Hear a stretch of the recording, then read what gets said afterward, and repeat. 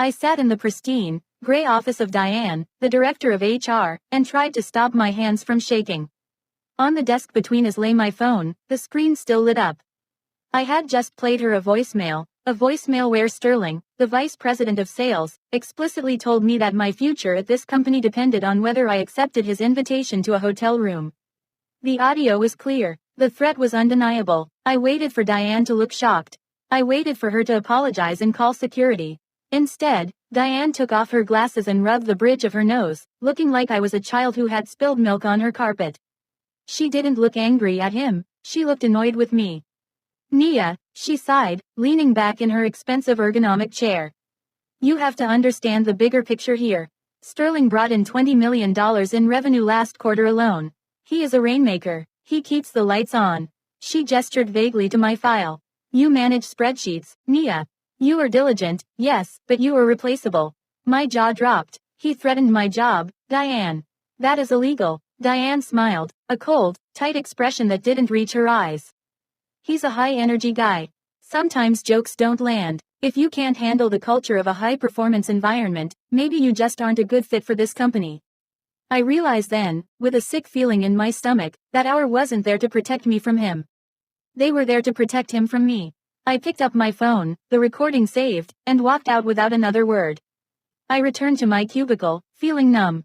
The office was buzzing with the usual Monday morning energy, unaware that the rules of the game had just been explained to me. I tried to focus on my monitor, but the words blurred. Less than an hour after I left HR, I smelled expensive cologne. I didn't have to look up to know who it was. Sterling stopped right behind my chair. He leaned over the partition, invading my personal space. "Diane told me you two had a little chat this morning," he whispered, his voice low and mocking. Cute. I refused to turn around. I kept typing, even though I wasn't writing anything coherent. He dropped a heavy stack of manila files onto my desk with a loud thud that made me jump.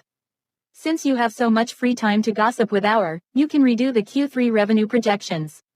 I want them on my desk by tomorrow morning. And Nia," he waited until I finally looked at him.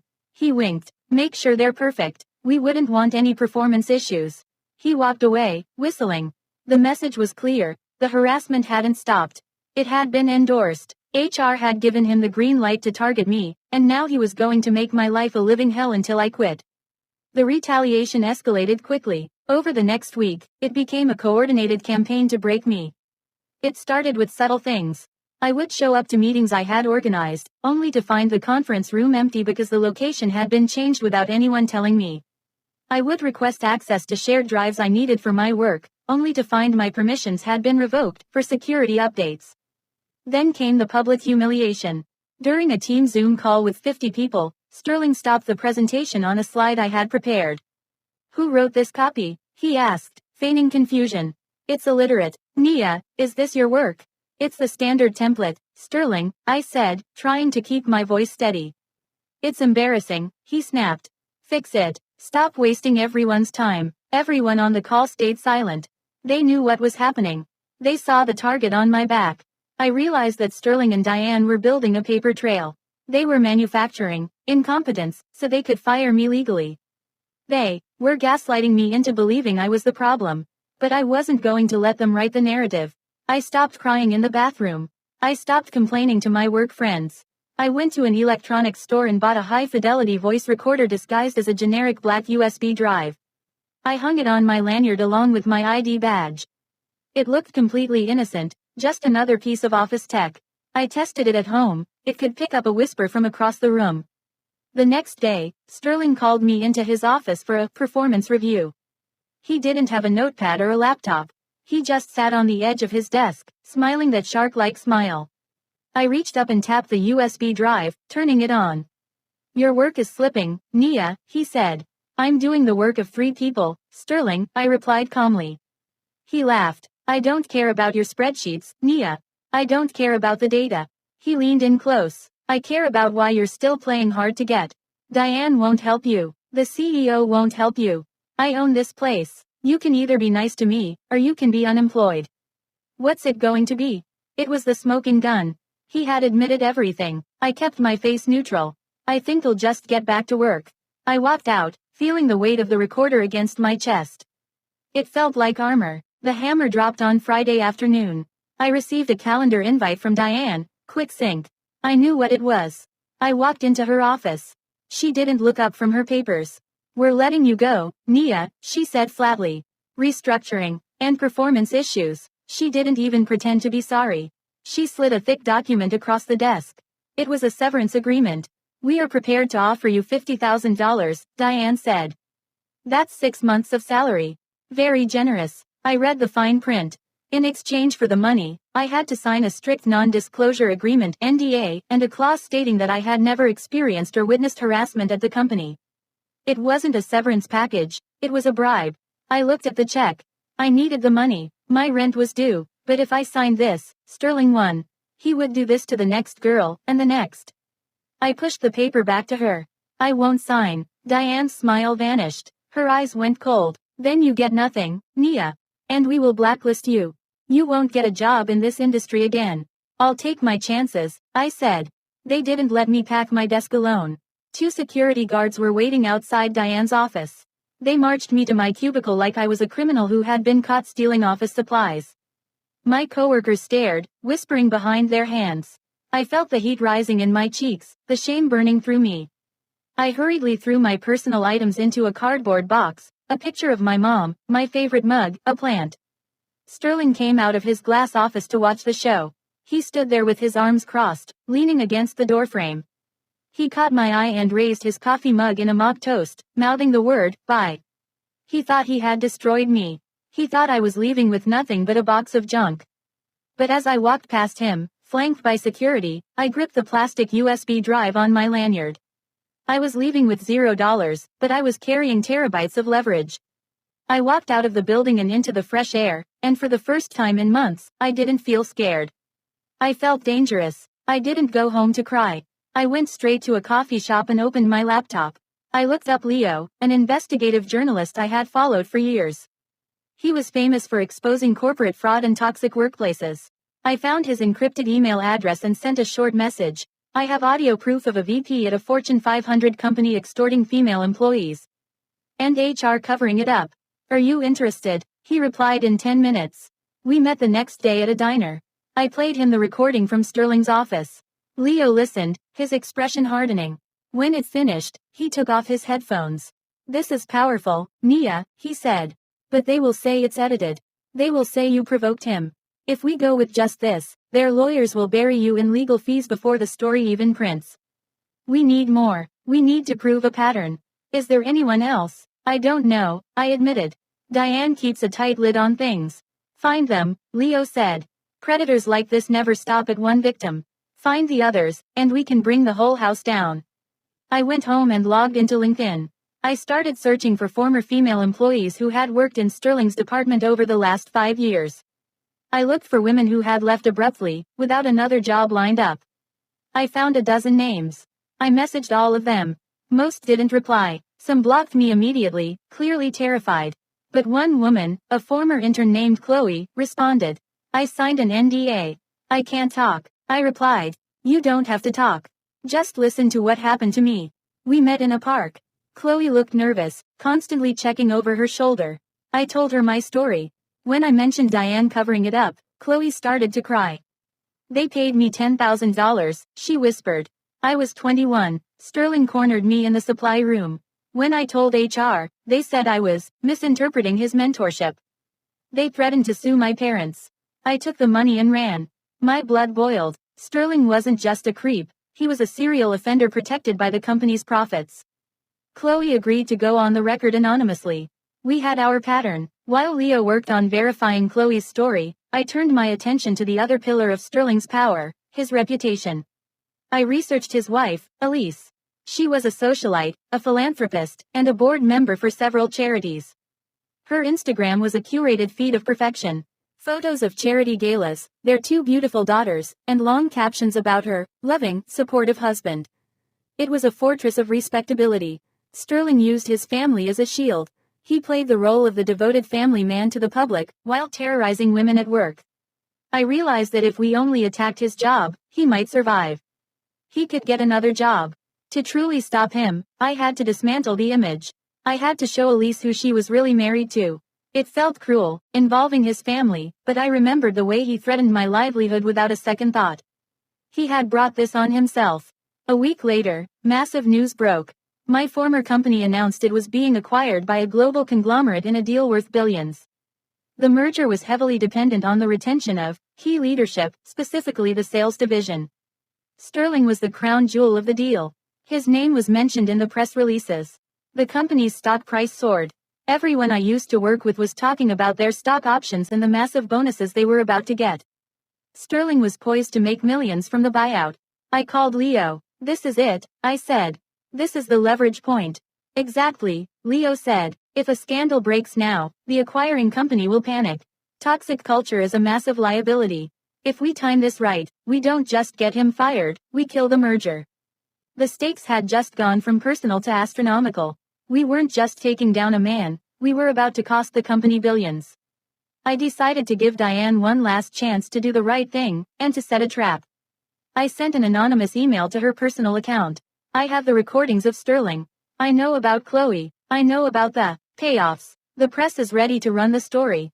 I want a meeting." I waited. I knew Diane. She was calculating. She would want to assess the threat before she called the lawyers. 2 hours later, she replied. "Starbucks on 4th, 8 a.m. Come alone." I prepared myself. I wasn't going there to negotiate a settlement. I was going there to get the final piece of evidence Leo needed.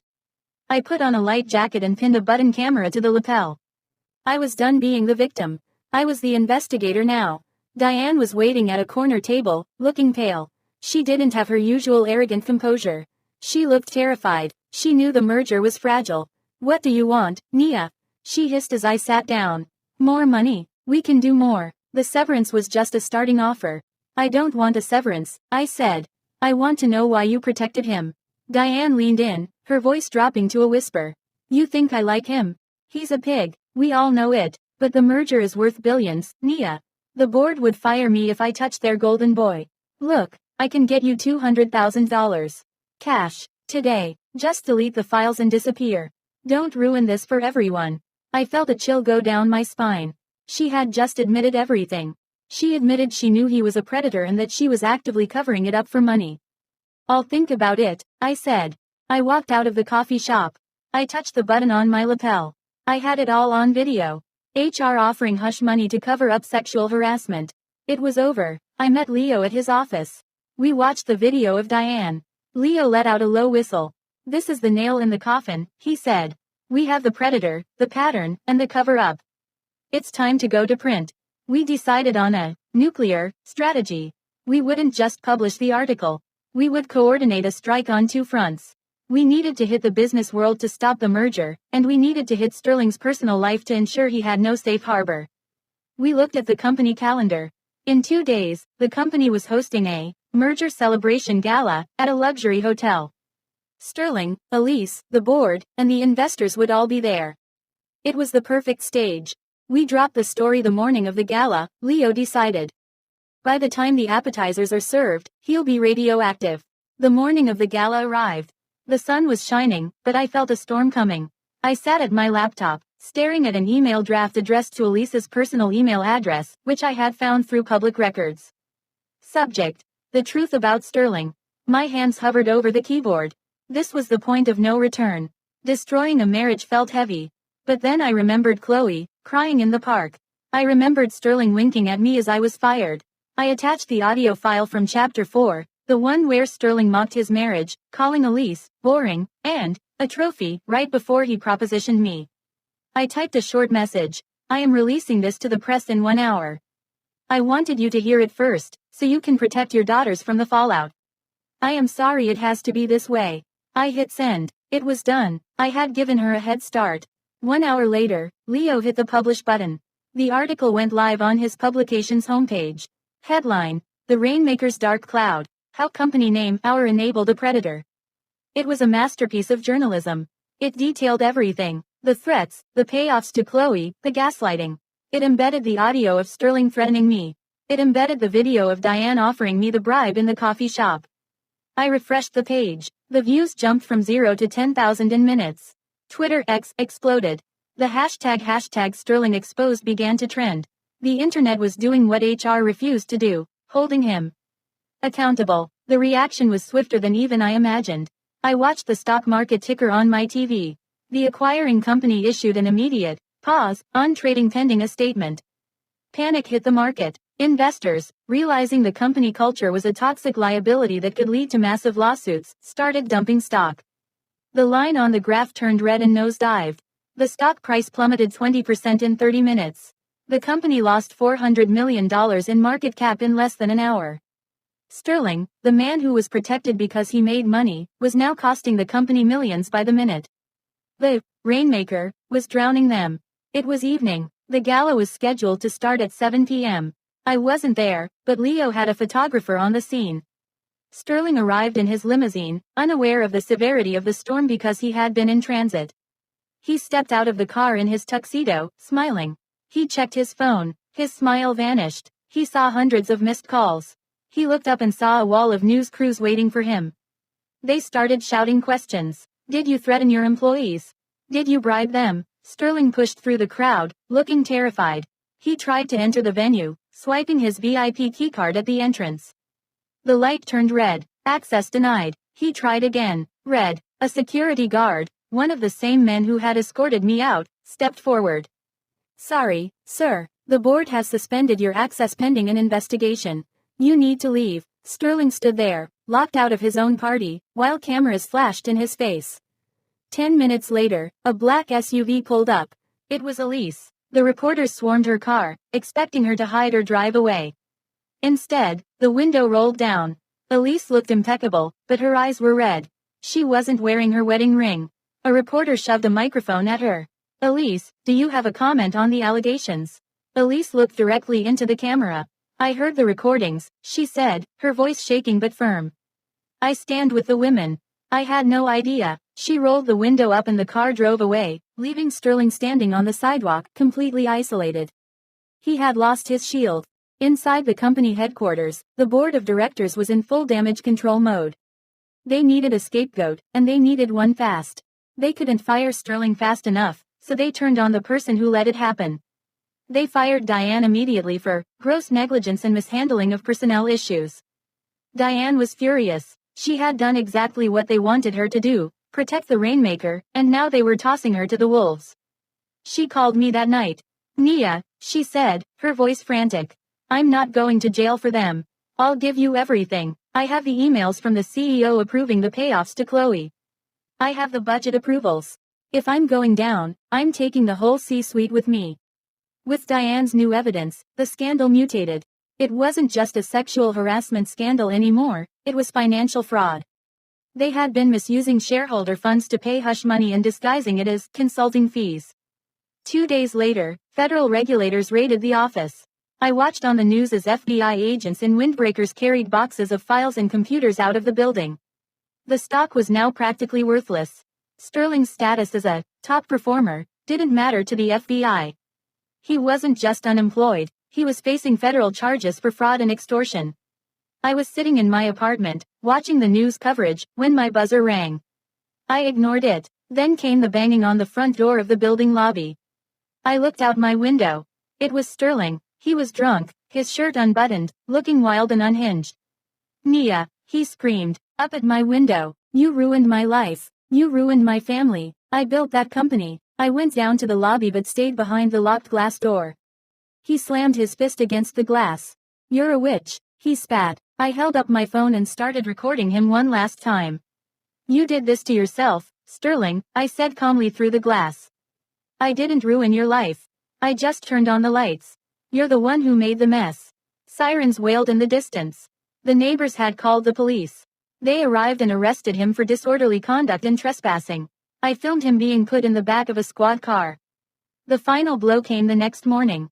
The global conglomerate officially announced they were canceling the acquisition deal. They cited undisclosed liabilities and toxic culture. The deal was dead. The billions of dollars were gone. The company's value was destroyed.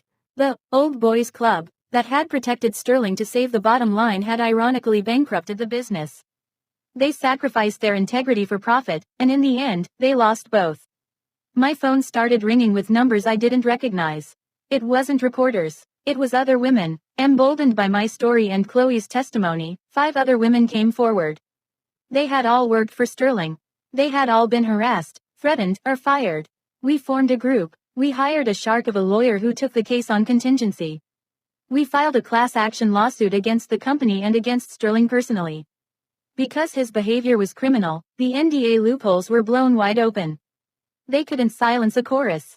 The company was desperate to survive the lawsuits and the federal investigation. They settled. I received a multi-million-dollar payout for wrongful termination, defamation, and emotional distress. Chloe and the other women received substantial settlements as well. Sterling wasn't so lucky. The company sued him personally for breach of contract and damages, trying to recoup their losses. Elise divorced him and took the house and full custody of the children. He lost his fortune, his family, and his freedom. He was left with nothing but the ego that destroyed him. 6 months later, I walked into a bright, airy office space downtown. The sign on the door read, "The Shield." I had used my settlement money to start a nonprofit organization dedicated to providing legal funds and PR support for women facing workplace harassment who couldn't afford to fight back. I walked past the reception desk and saw a young intern looking nervous, holding a stack of files. She looked like I did on that first day. I stopped and smiled warmly at her. "Hi, I'm Nia," I said. "Don't worry, you're safe here," she smiled back, relaxing. The cycle was broken. I hadn't just gotten revenge. I had built a fortress to make sure it never happened again.